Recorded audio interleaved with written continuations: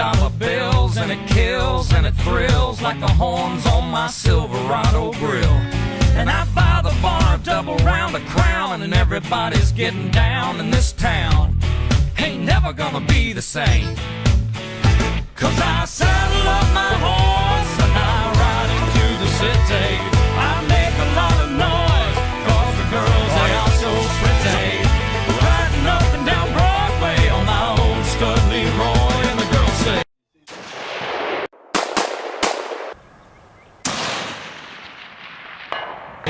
save a horse, ride a cowboy. Everybody says, save a horse, ride a cowboy. It's no surprise that the white-tailed deer is the most popular game animal to hunt in Pennsylvania.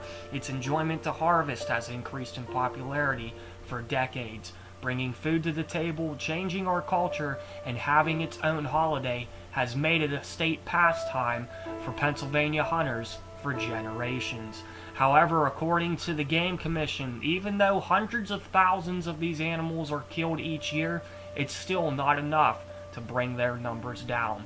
From the buck law to where we are now, we can see that a lot has changed from a decade of deer management and how red tag was formed. Before we get into how deer management was formed, we need to start from the very beginning all the way back to the European settlement in the 17th century. Prior to the 17th century, the Commonwealth's habitat was inhabited by Native Americans, flourished with different wildlife, and was completely engulfed by a surrounding coniferous forest. This made it a suitable habitat for deer, right? Actually, no. From what we know, Native Americans hunted out of necessity. There were no forest edges for diverse deer habitat, and natural predators thrived throughout the state. This made deer management extremely overwhelming for the species of white-tailed deer, and the herds have been completely controlled by Native Americans for thousands of years, just like the plains buffalo or bison herds throughout history. This concept makes the suggestion that deer populations were not as great as it is today. However, knowingly that both sexes were hunted equally, we can determine that the male to female deer ratio was balanced. The carrying capacities of deer habitat was equal to low, and food chain leaned in favor of predators like man and other carnivores. But this all changed during the European settlement in Pennsylvania. Hunting increased dramatically for expeditionary explorers. Forests were cut down to make way for towns, cities. Native American tribes were put on reservations, and market hunting was a common practice. In the beginning of the 20th century, market hunting was still a common practice. Hunting was unregulated. The persistence of killing game brought many animals to endangerment and even extinction. The passenger pigeon was a bird commonly found in Pennsylvania that was hunted greatly, and in the early 20th century was confirmed extinct from the face of the earth. Predators were hunted greatly, and most foxes, mountain lions, coyotes, and bobcats were threatened to the brink of extinction, especially in Pennsylvania. In addition, the white-tailed deer had declined so much that the population of deer in PA was around 5,000 during the late 19th century. The near extinction of deer brought to the development of the Pennsylvania Game Commission in 1895. During the development of the Game Commission, there was no game laws prohibiting the killing of wildlife at all. However, this all changed dramatically. In 1906, restocking efforts rose in Pennsylvania and continued on for 2 decades. About 1,000 deer were purchased from states like Kentucky, Michigan, Ohio, Maine, New York, and New Jersey. 1 year later, hunting seasons and bag limits were put into law, and the buck law was created. The buck law was a regulation by the state that only allowed the harvesting of male deer in Pennsylvania. It increased the white-tailed deer population, illegalized the harvesting of antlerless deer, and created the trophy buck stigma that we see today. Even though the buck law was opposed by acceptation in 1907, people also opposed its revocation. The illegality of harvesting antlerless deer led to a cultural stigma that frowned upon the harvest of a female deer.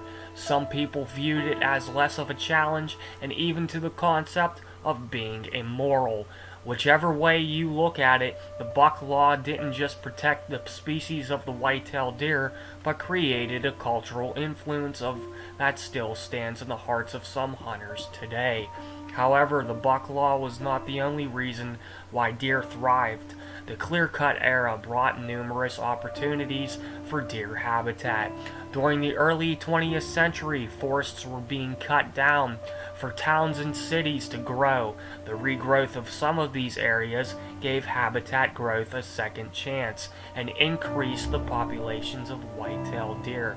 High-quality food and cover supply gave deer the proper habitat they so desperately needed.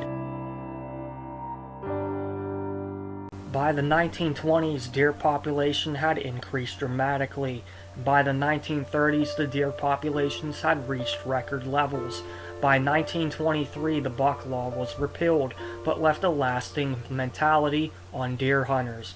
This simple concept is what might have piqued the increasing population of antlerless deer. However, even through the 1930s was the peaking era for one of the biggest deer populations in modern history. It had its pros and cons. For example, the population was so big that it caused habitat damage and even agricultural damage for farmers. In 1923, at the beginning of the peak, landowners were given the right to kill deer, causing crop damage. This gave Pennsylvania its first red tag-like law. In 1931, the record at the time of around 95,000 deer were killed in the regular season.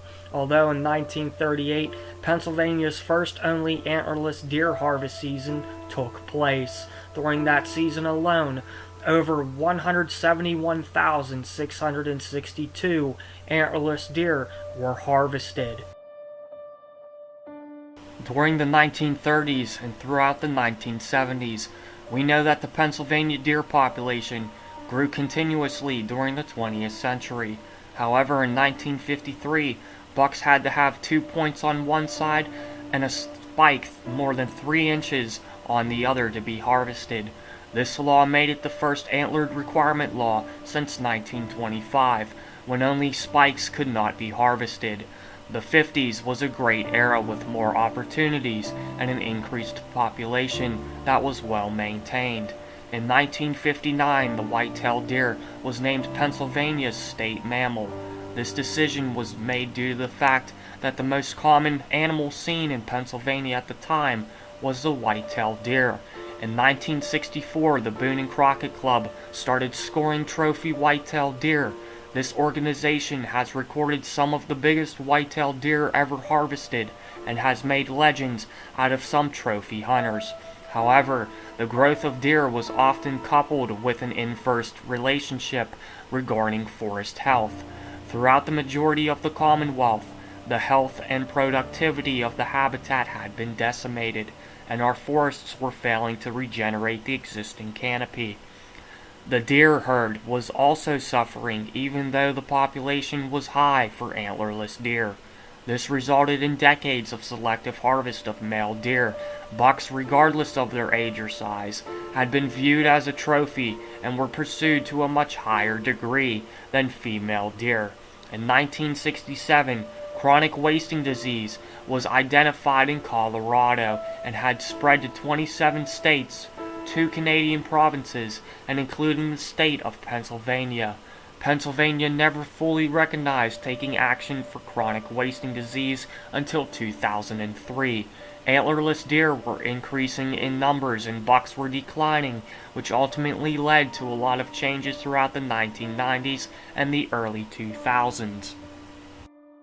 In the 1990s, public deer management meetings took place, and deer management opportunities flourished through the state of Pennsylvania. From 1988 to 1991, bonus deer tags were given to the public to increase a hunter's harvest from 2 to 4 deer per year. This ultimately led to the permitting of buying unlimited doe tags early on down the road. In 1993, All hunters, except for muzzleloader hunters, had to purchase an antlerless deer license to combat the widespread of antlerless deer throughout the state. Applications for this process began in August of 1993, however were later changed to the date of July 1st. The antlerless deer population had reached increasingly high numbers, and deer became a nuisance for cars and even farmers. All of these changes ultimately led to the creation of the Agricultural Deer Control Program, or the Red Tag Program, in 1995. Farmers and sub-permittee hunters were allowed to harvest deer on deer management farms. The season had also allowed harvesting from February to May and from July to September, following with the regular antlered and antlerless deer seasons in the state. The Red Tag program is now considered an out-of-state opportunity for hunters. It also lets hunters help farmers by eliminating problematic deer from the property. The widespread and overpopulation of antlerless deer ultimately decreased the antlered populations. By 2000, Pennsylvania hunters were routinely harvesting 90% of the male deer before they had ever reached their second birthday. In 2002, the Pennsylvania Game Commission recognized the need for change and took action. Under the leadership of Dr. Gary Alt, the Pennsylvania Game Commission established antlered restrictions and increased the antlerless license allocation. The goals of these changes were to reduce the deer herd to a level that allowed the existing forest canopy to regenerate adequately and to protect 50% of the yearling bucks. These changes ultimately balanced out the antlered and antlerless deer populations that exist today. In 2003, the Pennsylvania Game Commission made a chronic wasting disease plan to allow hunters to purchase DMAP permits, allowing hunters to shoot antlerless deer in chronic wasting disease areas during the antlered and antlerless deer seasons. After years and years of development, deer management finally became stabilized in around 2007. Antlerless license availability increased dramatically. Bucks were starting to make a comeback, and hunting opportunities now flourished all throughout the state. Some hunters agree on the Pennsylvania Game Commission's efforts, and some don't. But whatever you say, know that the Pennsylvania Game Commission and deer management has created that everlasting drive for the hunt that you so desperately strive for, and the history indeed teaches us a lot of things. Like and subscribe to our channel. This is Noah from Tag and Bag Outdoors.